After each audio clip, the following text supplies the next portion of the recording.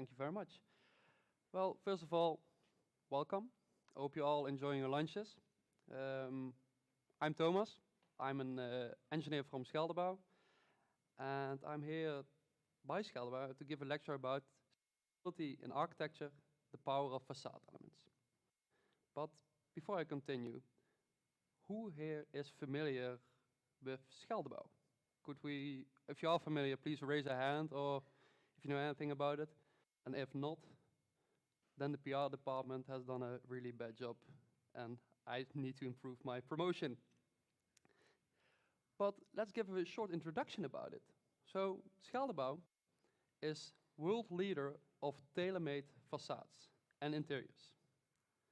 We have a global market across the entire world, but we are part of a larger organization. We're part of the Lisa Group.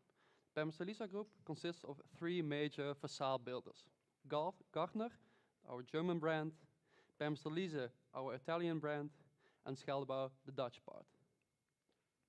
We have 2 facilities in the Netherlands, Middelburg, where we have our production facilities and office.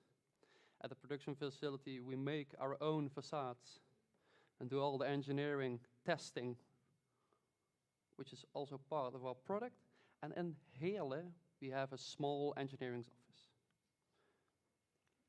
But I think the company video will explain a bit more on what Scheldebouw is and what its values are. City skylines, shaped by iconic statues of modern architecture. Glancing up at these shiny facades often feels magical. But it is not magic that creates these monuments of the future.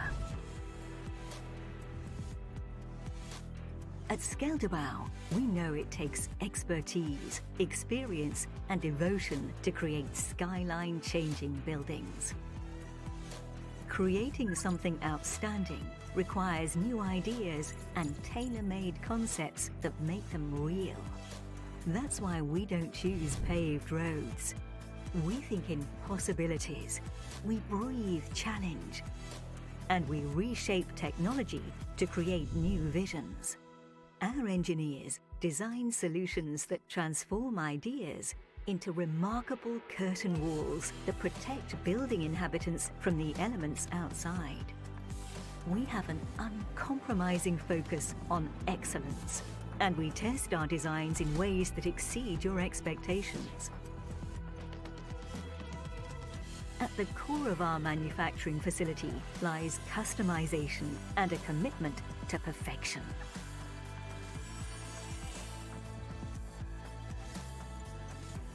By tracking everything we do, we keep a tight grip on even the smallest detail.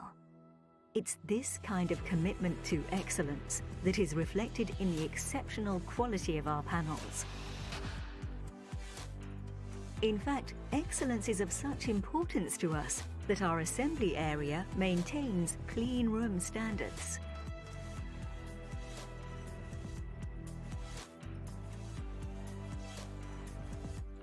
Driven by perfection, we leave nothing to chance. Our daily quality control makes sure every component complies with our quality standards. Our commitment extends far beyond our facility floors. Our large warehouse allows for meticulous planning on even the largest projects. On-site excellence is just as important to us. Our unitized panel installation minimizes time on site while guaranteeing thorough and precise installation.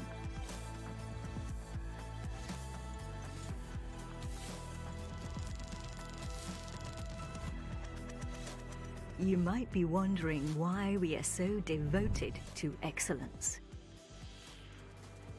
If the skyline of the future was your canvas, wouldn't you be?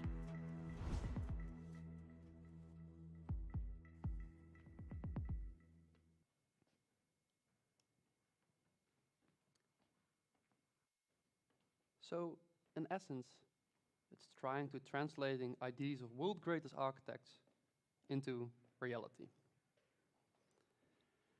But how do we achieve it? What's our process? How do we handle a project? Because I'm going to explain it with the example of the Shard. The Shard's architect is Renzo Piano, world-famous Italian architect. And we start the process at tender. It's also the department where I'm working at. At tender, we get the request to make a concept, and the concepts need to consist of certain specifications like thermal, structural, acoustics, environmental. And if that's all checked out, we will calculate a fitting budget with it. And when we are granted with the project, we go to the next phase. We make the concept reality. Our design and engineering department is going to make the concept workable and also feasible. During that phase, we are also building a visual mock-up. We will invite the architect to come and see his product. That's what we actually see in the picture below. It's a one-on-one scale section of the building. Here the architect can have a look if it is what he visioned. And if it's all green lights, we're on to production, we're on to testing. We got the highest quality standards and we're off to site, hanging our element on the concrete slab. But I talked a lot about a unitized facade, but do we actually know what a unitized facade is? Are we familiar with a unitized facade? Okay. Well, then I will explain quite shortly on what a unitized facade is. I'm going to explain it on this, our latest Dutch project. It's Oostblok-eilanden in Amsterdam. It's a building owned by Booking. Maybe you've visited Amsterdam. It's really close by the train station. So first of all our facades are tailor-made. You won't see a building with the same facade. And we always begin with a structural set of split mullions and transoms. For your part of view, mullions are vertical, transoms horizontal. And around the perimeter of those mullions, we put a gasket ceiling system, which makes the building eventually close. And when you have your structure set, the ceiling systems, you can have a variation of infill options. And for this example, you see the architect wanted a lot of glass. But not anything apart from glass, he wanted some parts of glass coming forward, like a glass funnel, for example. But due to our in-house production, our guaranteed quality, we can tailor-made the solution for you. And how does it look like? A bit of more technical, in-depth view, and I marked it here with colors.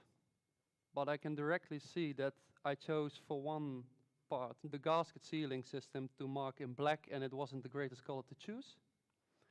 But of course, the blue is your glass, the yellow is your structural set, your mullions, and the red part are the brackets. And the brackets is also one of our newest techniques. We can pre-install your brackets for your elements will arrive on site.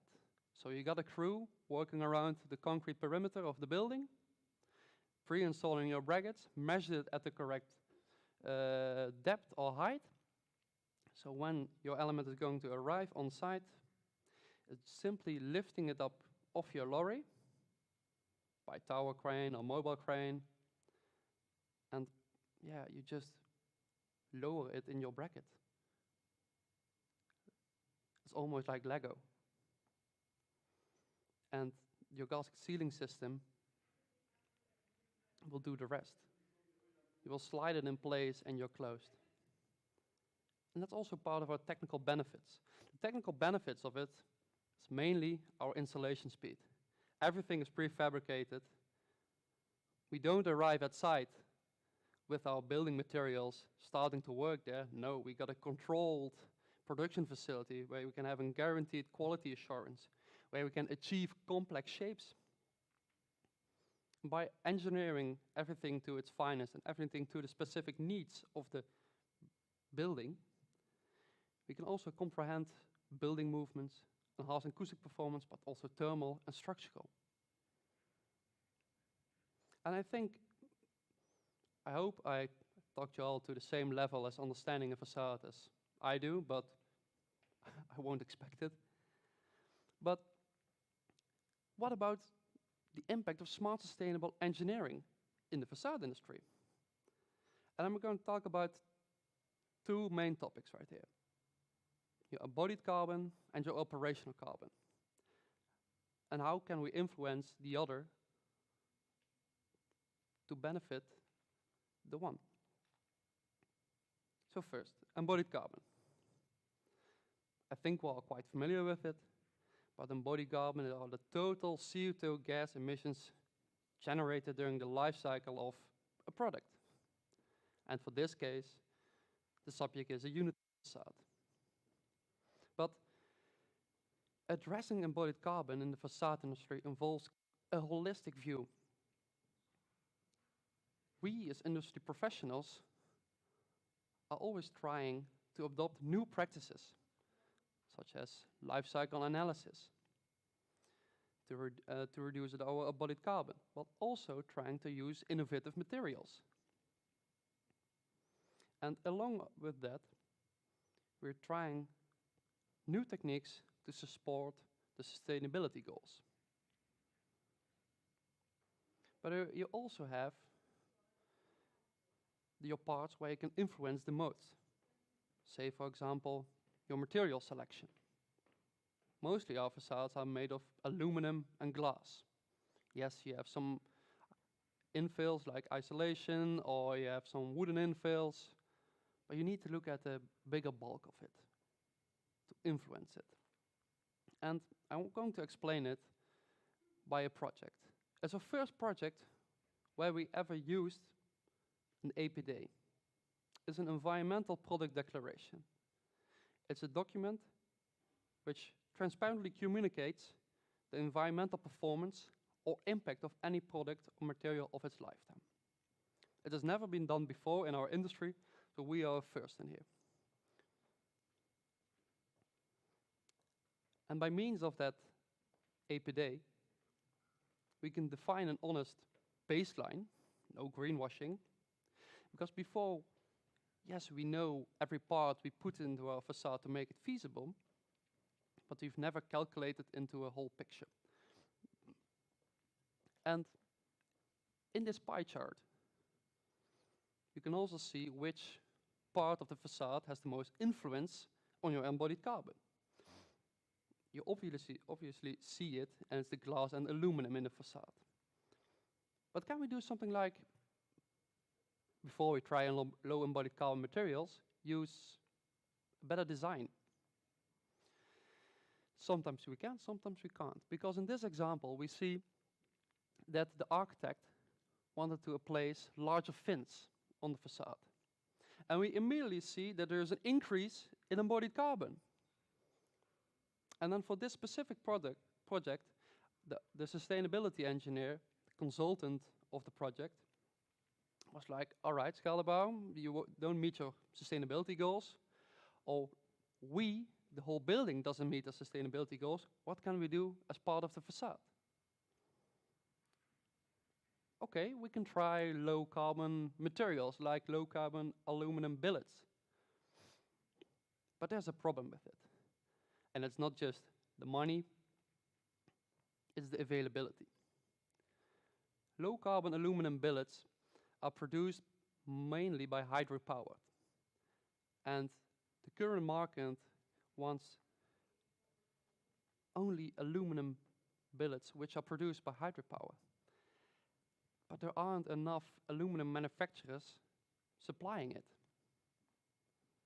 Because for your point of view, a kilo of normal aluminum costs, say, €1, and if you want it hydropowered, it's €1 extra. That's not too much. And in the market of the United Kingdom, they can get subsidies before it. So the money is no issue, it's the availability of the product. But maybe something about recycling the material. Yes, we can recycle aluminum, and that business is already quite clear. We can do it quite well. We can get the same properties as before, but the glass is way more difficult. The glass manufacturers have a major look back, I'll say 30 to 40 years, and they say, as we as supplier are delivering a glass pane to you, it's out of our system, and we can't keep track of it, and we don't know what it is when we get it back at our factory to recycle it or to reuse it, to repurpose it. And that's the tough part of it. And I think the glass manufacturers are really improving, but it takes time. They have like a look back of 30 to 40 years. Right now we get a lot of refurbishment projects, and then we also think like, oh my God, what have we done back there? It's not up to standards right now. And that's the honest reality. But what can we do besides the embodied carbon, besides improving your product, making it the best technical and also the best materials? You can look to your operational part of it, because operational carbon is actually the carbon produced during the use phase of your product. But when a facade is hanging on the concrete slab, it doesn't really do anything. Yes, maybe you can have some blinds on the inside or the outside to get more solar shading. But there is a special product that we only have, which can improve it to get more operational. We can improve your thermal insulation. We can improve your solar shading, lower G values. And it's also possible to integrate solar panels. And I'm talking about a closed cavity facade. Because of my first example, it was a single skin facade. Closed cavity facade is double skin. You got your framing, of course, number one. Your glass pane on the outer side, single skin. And in between you got a cavity. This consists of a Venetian blind, and that cavity is also dry air supplied. It's completely sealed. And at the inner part you got your insulation window, and you got your external blind motor to provide the power for your blinds. And say, what's the difference actually from a single skin to a double skin? You get an improved U value, so your thermal cost of the building will be lower. You get an uninterrupted blind performance. Maybe you think like, how is your blind on the outside going to improve it? Well, you can have more natural daylight. You need lesser coatings on your glass because you can manage your solar shading by the use of your blind. You can have your blind is inside the facade. It's not affected by Mother Nature. It also extends the lifetime of your blind. It can work all year long because it's in a controlled environment. And that all put together, you need no cleaning, less repair, less replacement. But I think one part is that we sometimes forgot. Your insulation window is on the inside of the building. And that means you're extending the lifetime. And besides, one very big performance increase is your acoustic performance. That's actually because you're adding mass to your facade. You're making it thicker. So a CCF facade, a double skin facade, can contribute to the high sustainability ratings, say BREEAM, LEED, the Passive House. And I think our most recent project, 8 Bishopgates, is on top of it all. You see it right here. 8 Bishopgates will be the UK's tallest BREEAM outstanding building. And we not achieved the goal by making the most design impact technical best facade, also by optimizing your facade outline on the building. Because you see here in this chart On the left, a 3-meter wide facade, 1.5, 1.45, 1.45, 1.43. And the chart below displays your embodied carbon.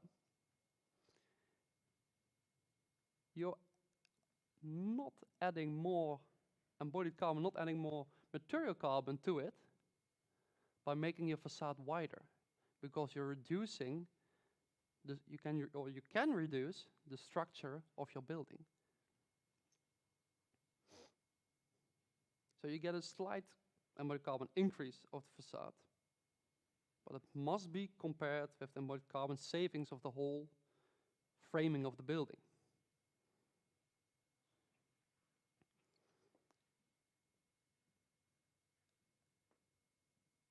The increase in your embodied carbon by using a CCF instead of a normal single skin facade, you've got to put it to an offset with your decrease of energy consumption. Say your heating, your cooling, your blind movement. And the carbon payback will start in 10 to 15 years. Our lifetime expectancy of a facade is 60 years. So you got 50 years of beneficial decrease, profit gain of your facade. And I'm almost to the end, and I'm guessing it's quite maybe a vague story. But here, just to summarize it. Because by lowering your embodied carbon,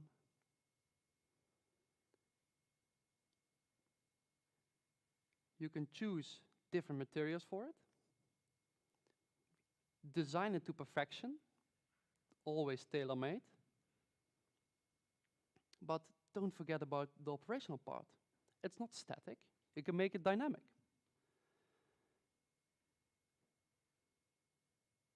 So, due to the optimization of your design and the choice of a closed cavity facade, your operational carbon can be lower, but not for the facade, for your whole building.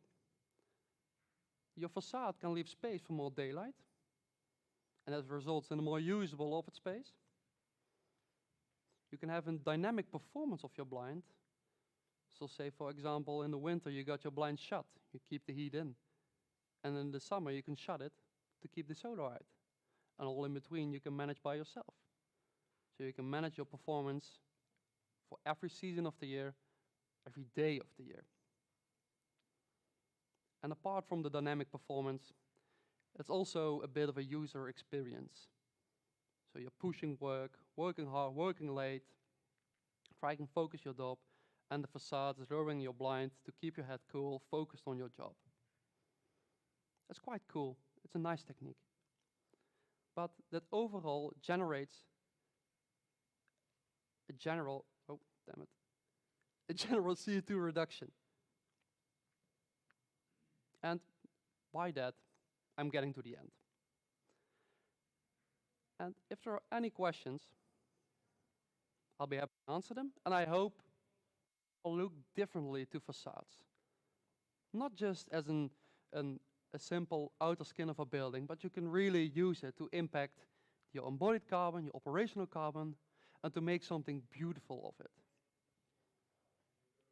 So if there are any questions, please raise your hand, and if not, or maybe later, you can scan this QR code, you got my contact details. You can just send me an email or call me. And by that, I want to thank you all for your attention. Have a nice day.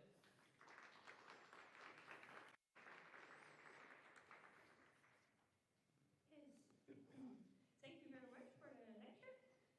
You can scan your student cards upstairs for the My Future Points. If you still need to finish your My Future Points this year, we have one more My Future activity next week. It's excursion with Roosevelt.